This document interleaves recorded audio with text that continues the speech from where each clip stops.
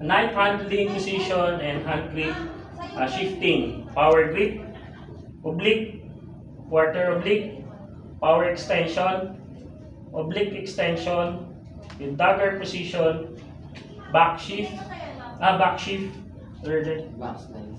back shift, back slice, downward point, downward heel, and pass through by table and pass through by hand.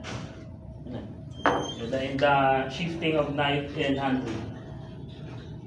Kuha naman, mabilis sa yata. Good na dandahanin mo. Dandahanin mo. Power grip, oblique, quarter oblique, power extension, oblique extension, dagger, back slice, downward heel, back shift, downward point, pass through by hand, and pass through by table. Yun yung different shifting of knife and handling for safety. This is try mo sir.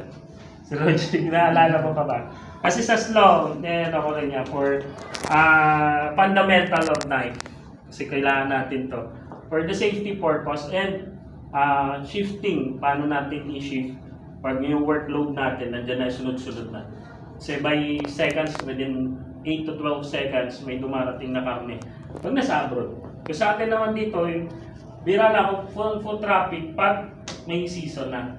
Like as December, or within Friday, Saturday, Sunday. Yun yung pinaka maraming tao.